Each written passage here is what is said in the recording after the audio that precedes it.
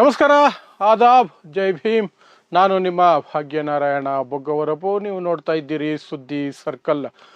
Iran ಮತ್ತು America, Israel ನಡುವೆ ನಡೀತಾ ಇರುವಂತಹ ಯುದ್ಧದ ಬಗ್ಗೆ ನಿಮಗೆಲ್ಲ ಗೊತ್ತೇ ಇದೆ. ಎಲ್ಲರೂ ಆರಂಭದಲ್ಲಿ ಯೋಚನೆ ಮಾಡಿದ್ದು ಇರಾನ್ನ ಸರ್ವೋಚ್ಚ ನಾಯಕ ಖಾಮಿನೆಯನ್ನು ಕೊಂದರೆ ಯುದ್ಧ ಮುಗದೆ ಹೋಗುತ್ತೆ ಅಂತ. ಬಟ್ ಆತನನ್ನು ಯುದ್ಧದ ಆರಂಭದಲ್ಲೇ ಕೊಂದು ಹಾಕಿದ್ರು. ಆ ಕೊಲೆಯಿಂದನೇ ಯುದ್ಧ ಆರಂಭ ಆಗಿದ್ದು. ಮೊದಲನೇ ಸ್ಟ್ರೈಕು, ಮೊದಲನೇ ದಾಳಿನೇ ಖಾಮಿನೆಯ ಹತ್ಯೆ ಆಯಿತು.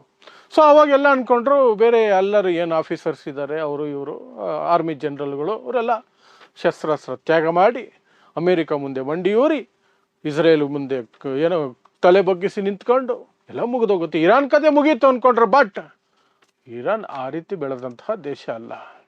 ಅಲ್ಲಿರಬಹುದು, ಅಲ್ಲಿ ಸಮಸ್ಯೆಗಳು ಸಾಕಷ್ಟಿದ್ದಾವೆ, ನೂರಾರು ಸಮಸ್ಯೆಗಳಿದ್ದಾವೆ. ಒಂದು ಸರ್ವಾಧಿಕಾರಿ ಅಧಿಕಾರದಲ್ಲಿ ಇರಬೇಕಾದ್ರೆ ಏನೆಲ್ಲ ಸಮಸ್ಯೆಗಳಿರ್ತಾವೋ ಎಲ್ಲ ಸಮಸ್ಯೆಗಳು ಅಲ್ಲಿದ್ದಾವೆ. ಬಟ್ ಅಮೇರಿಕಾಗೆ ಇನ್ನೊಂದು ದೇಶವನ್ನು ಸರ್ವಾಧಿಕಾರಿ ಆಡಳಿತ ಇರೋ ದೇಶ ಅಂತ ಕರೆಯುವಂತಹ ಯೋಗ್ಯತೆ, ಅರ್ಹತೆ ಇಲ್ಲ. ಸೈದ್ಧಾಂತಿಕವಾಗಿಯೂ ಸಹ ಅದಕ್ಕಿಲ್ಲ.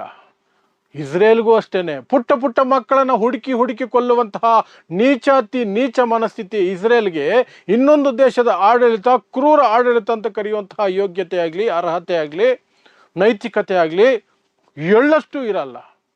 ಬಟ್ ಇವ್ರ ಕೈಲಿ ಮೀಡಿಯಾ ಇದೆ, ಅಂಧಭಕ್ತರಿದ್ದಾರೆ, ಬಾಯಿಗೆ ಬಂದಂಗೆ ಏನು ಬೇಕಾದ್ರೂ ಹೇಳ್ಬೋದು ಅಂತ ಸುಳ್ಳುಗಳು ಸತ್ಯವನ್ನು ಮಿಕ್ಸ್ ಮಾಡಿ ಏನೇನೋ ಮಾಡಿ ಇರಾನ್ ಬಗ್ಗೆ ಹಬ್ಸಿದ್ದಾರೆ.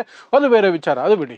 ಈಗೇನು ಅನ್ಕೊಂಡಿದ್ರು ಎಲ್ಲರೂ, ಇರಾನ್ ಕತೆ ಮುಗೀತು, ಒಂದೇ ದಿನದಲ್ಲಿ ಸರೆಂಡ್ರು ಅಂತ. ನೋ, IRGC ಖಾಮಿನೆಗೆ ನೇರವಾಗಿ ರಿಪೋರ್ಟ್ ಮಾಡ್ತಿದ್ದಂತಹ ಸೈನಿಕ ಪಡೆ.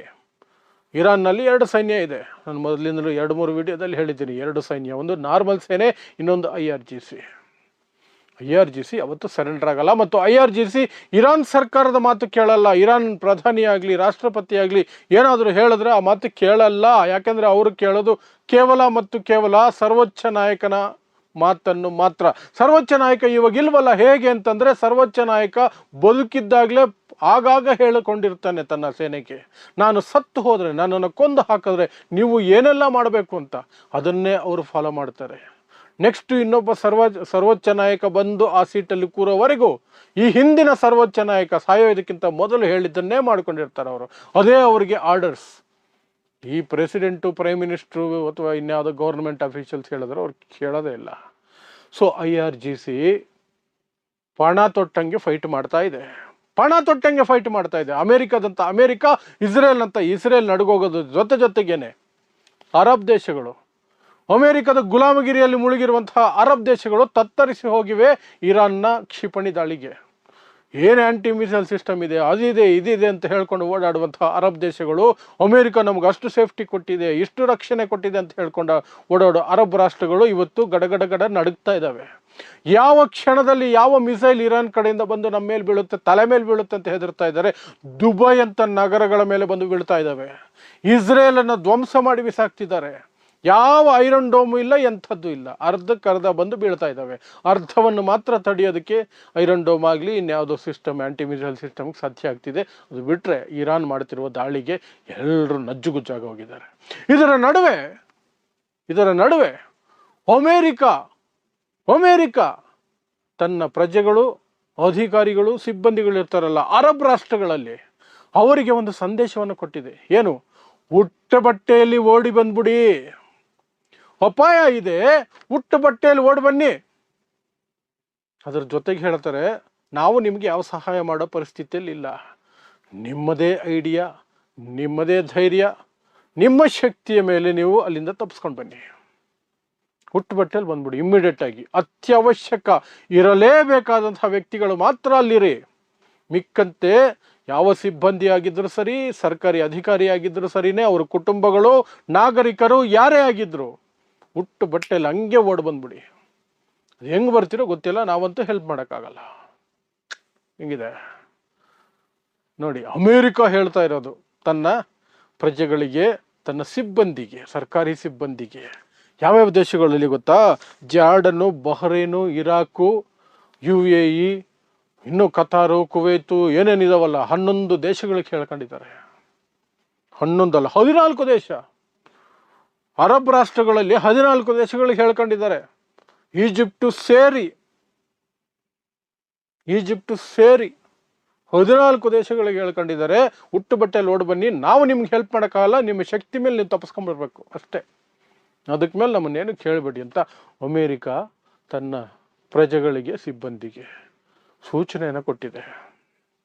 ಸೊ ನೀವು ಅರ್ಥ ಮಾಡ್ಕೊಳ್ಳಿ, ಇರಾನ್ ಯಾವ ಮಟ್ಟಕ್ಕೆ ಅವರಿಗೆ ಉಸಿರುಗಟ್ಟಿಸ್ತಾ ಇದೆ ಅಂತ. ಬರ್ತಿರುವ ಮಾಹಿತಿಗಳು ಒಂದೊಂದು ಸಹ ಬೆಚ್ಚಿ ಬೀಳಿಸೋ ಥರ ಇದ್ದಾವೆ.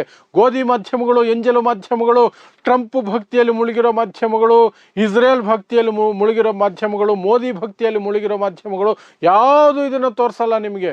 ಅವು ಹೇಳೋದು ಒಂದೇ ಮಾತು, ಇರಾನ್ ಕಥೆ ಮುಗೀತು.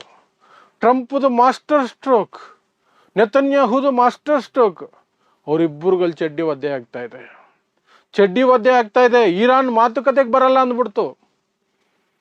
ಇಷ್ಟೆಲ್ಲ ಆದ್ಮೇಲೆ ನಾವು ಮಾತುಕತೆಗೆ ಬರಲ್ಲ, ನೋ, ನಮ್ದು ಇನ್ನೂ ಕೆಲಸ ಮುಗುದಿಲ್ಲ ಅಂತ ಹೇಳ್ತವ್ರೆ. ಅರಬ್ ರಾಷ್ಟ್ರಗಳು ಮಾತ್ರ ಬಾಂಬ್ ಹಾಕ್ತಿಲ್ಲ, ಅವರು ಅನುಮಾನ ಬಂದವ್ರ ಮೇಲೆಲ್ಲ ಬಾಂಬ್ ಹಾಕ್ತಾ ಇದ್ದಾರೆ. UK ಅದ್ರ ಪಾಡ್ಗದಿತ್ತು. ಸೈಪ್ರಸ್ ಅನ್ನುವಂತಹ ದ್ವೀಪದಲ್ಲಿ ಅದರದ್ದು ನೇವಿ ಬೇಸ್ ಇದೆ, ಆರ್ಮಿ ಬೇಸ್ ಇದೆ, ಏರ್ ಬೇಸು.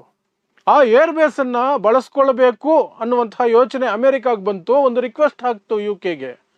ರಿಕ್ವೆಸ್ಟ್ ಹಾಕಿದ ತಕ್ಷಣವೇ ಅಲ್ಲಿ ಮಿಸೈಲ್ಗಳು ಬಿತ್ತು ಇರಾನ್ ಕಡೆಯಿಂದ. ಅಂದರೆ UKಗೆ ಎಚ್ಚರಿಕೆ, ಪರ್ಮಿಷನ್ ಕೊಟ್ಟಿಗಿಟ್ಬಿಟ್ರ ನಿಮ್ಮ ಕತೆ ಮುಗೀತು ಅಂತ. ನೋಡಿ ನಮ್ಮ ಮಿಸೈಲ್ ತಲುಪ್ತಲ್ಲಿಗೆ, ನಮ್ಮ ಹತ್ರ ಕೆಪಾಸಿಟಿ ಇದೆ.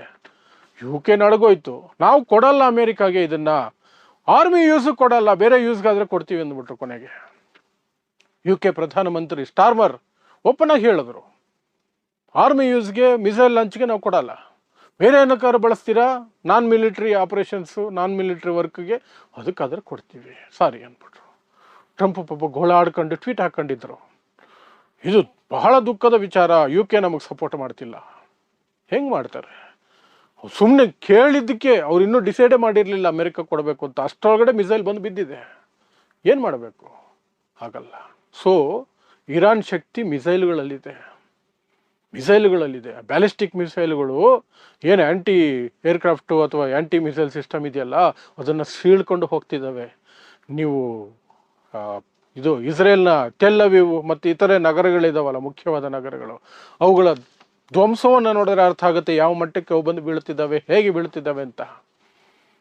ಭಯ ಬಿದ್ದೋಗ್ಬಿಟ್ಟಿದ್ದಾರೆ ಜನ. ಅಲ್ಲಿ ಗೊಳೋ ಅಂತ ಪ್ರಾರ್ಥನೆಗಳು ಮಾಡ್ಕೊಂಡಿದ್ದಾರೆ, ಗೊಳೋ ಅಂತಾರೆ. ಈ ಕಡೆ ದುಬೈನಲ್ಲಿ ಯಾವುದೋ ಹೋಟ್ಲಲ್ಲಿ ಅಮೆರಿಕದ ಸೈನಿಕರಿದ್ದಾರೆ ಅನ್ನುವಂತಹ ಮಾಹಿತಿ ಸಿಕ್ಕಿ ಅಲ್ಲಿಗೆ ಡ್ರೋನ್ ಅಟ್ಯಾಕ್ ಮಾಡಿದ್ರು. ಮಾಹಿತಿಯ ಪ್ರಕಾರ 40ಕ್ಕೂ ಹೆಚ್ಚು ಅಮೆರಿಕ ಸೈನಿಕರು ಸತ್ತು ಹೋಗಿದ್ದಾರೆ ಅನ್ನೋ ಮಾಹಿತಿ ಬರ್ತಾ ಇದೆ. ಅದ್ರ ಬಗ್ಗೆ ನಿನ್ನೆ ವಿಡಿಯೋ ಮಾಡಿದ್ದೆ ನಾನು. ಇನ್ನೊಂದು ಕಡೆ 600ಕ್ಕೂ ಹೆಚ್ಚು ಅಮೆರಿಕ ಸೈನಿಕರು ಸತ್ತು ಹೋಗಿರುವ ಸಾಧ್ಯತೆ ಇದೆ ಅಂತ ವರದಿಗಳು ಬರ್ತಾ ಇದೆ. ಈ ಮಟ್ಟಕ್ಕೆ ಇರಾನ್ ಮಾಡ್ತಿರ್ಬೇಕಾದ್ರೆ ಎಲ್ಲರೂ ಅನ್ಕೊಂಡಿದ್ದು ಆರಂಭದಲ್ಲಿ ಇರಾನ್ ಖಾಮಿನೈ ಇರುವವರೆಗೂ ಮಾತ್ರ ಹೋರಾಟ, ಖಾಮಿನೈ ಹೋಗ್ಬಿಟ್ರೆ ಮುಗಿದೋಯ್ತು, 2-3 ದಿನದಲ್ಲಿ ಎಲ್ಲ ಮುಗಿದೋಗುತ್ತೆ ಅಂತ. ನೋ, 4ನೇ ದಿನ ಇವತ್ತು, 4ನೇ ದಿನ ಪಟ್ಟು ಹಿಡಿದು ನಿಂತಿದ್ದಾರೆ. They fighting back fiercefully. ಸುಮ್ಮನೆ ಫೈಟ್ ಮಾಡ್ತಿಲ್ಲ, ವ್ಯಾಗ್ರರಾಗಿ, ಅಂದರೆ ಬದುಕು ಇಲ್ಲ ಸಾವು ಅನ್ನೋ ರೀತಿ ಆ ಯೋಚನೆಯಲ್ಲೇ ಫೈಟ್ ಮಾಡ್ತಿದ್ದಾರೆ. ಸೊ ಇದು ಈಗ ಬರ್ತಿರುವಂತಹ ಹೊಸ ಮಾಹಿತಿ. ಇದು ತನ್ನ ದೇಶದ ಪ್ರಜೆಗಳಿಗೆ, ಸಿಬ್ಬಂದಿಗೆ ಅಮೆರಿಕ ಕೊಟ್ಟಿರುವಂತಹ ಒಂದು ಎಚ್ಚರಿಕೆ ಅಥವಾ ಒಂದು ಇನ್ಸ್ಟ್ರಕ್ಷನ್, ಸೂಚನೆ. ಹುಟ್ಟು ಬಟ್ಟೆಯಲ್ಲಿ ಓಡ್ ಬನ್ನಿ, ನಮ್ಮಿಂದ ಯಾವ ಸಹಾಯ ನಿರೀಕ್ಷೆ ಮಾಡಬೇಡಿ, ನಿಮ್ಮ ಶಕ್ತಿಯಲ್ಲಿ ನೀವು ತಪ್ಪಿಸ್ಕೊಂಡು ಬರಬೇಕು, ಬಟ್ ಅಲ್ಲಿರಬಾರ್ದು, ಇದ್ರೆ ಹೋದ್ರಿ ನೀವು ಅಂತ. ಇದು ನಡೀತಾ ಇದೆ ಅಷ್ಟೇ. ಸೊ ಇಂತಹದ್ದೇ ವಿಶೇಷ ಸುದ್ದಿಗಳಿಗಾಗಿ ನೋಡ್ತಾ ಇರಿ ಸುದ್ದಿ ಸರ್ಕಲ್. ನಾನು ನಿಮ್ಮ ಭಾಗ್ಯನಾರಾಯಣ ಬೊಗವರಪು.